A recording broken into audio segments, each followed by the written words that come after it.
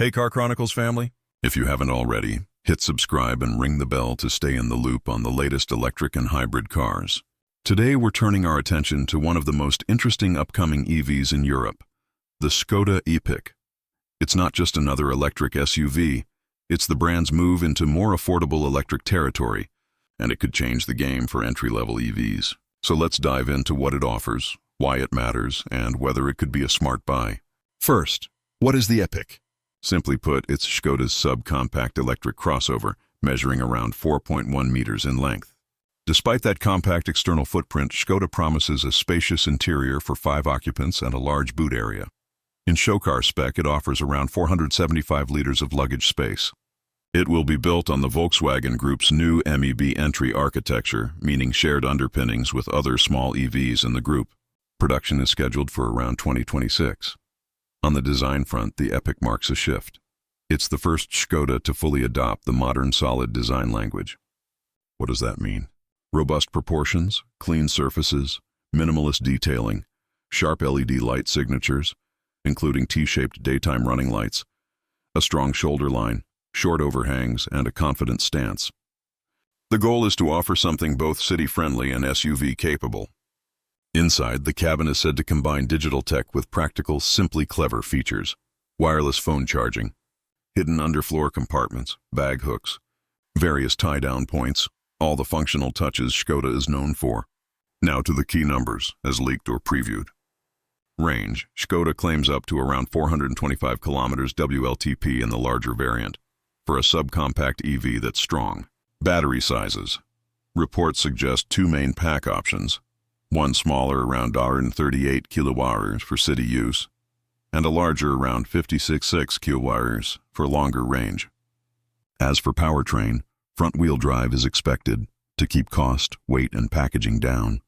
Price, one of the most compelling points.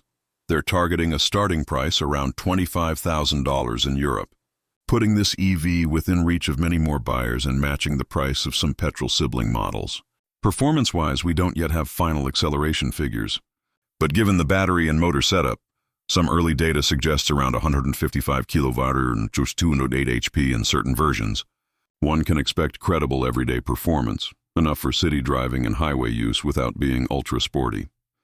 Charging. Details remain loose, but faster DC charging capability is expected, along with modern battery tech such as LFP chemistry, lithium iron phosphate, in parts of the range, which helps cost and durability.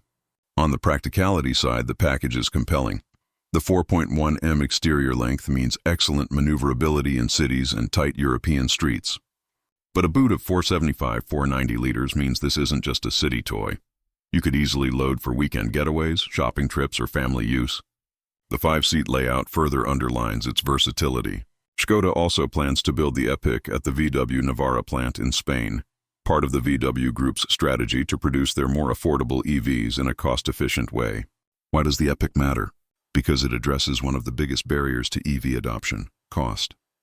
The lower entry price means electric driving becomes accessible to more buyers, not just luxury or premium segments. For markets like Europe, and potentially further afield, that's very significant. It also means competition in the small electric crossover segment will intensify, with players like Renault, Ford, Kia all moving here. For Škoda, the Epiq is a strategic model in their next level, Škoda Strategy 2030. For you in regions like South Asia or markets outside Europe, if the Epiq or a variant of it arrives in your market or is imported, it could represent excellent value. But as always, check local support, charging infrastructure, battery warranty, and differences in specs. Range may drop in warmer or differently regulated regions. Also, import duties, left versus right-hand drive, and local dealer networks matter. What are the trade-offs? With a smaller battery and possibly fewer premium features compared to larger EVs, you'll likely compromise a bit on top-end range, heating, cooling losses, etc. Also, timing matters. The 2026 production schedule means you'll wait a bit, whereas some higher-priced or larger EVs are already available now. If you're after ultra-high performance, AWD, or large premium features, this might not be the winner. But if your focus is value, range for everyday use, and practicality, the Epiq shines.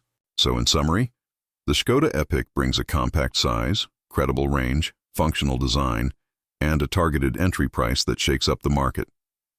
It's not about being the flashiest EV, it's about being smart, usable, affordable, and real-world ready.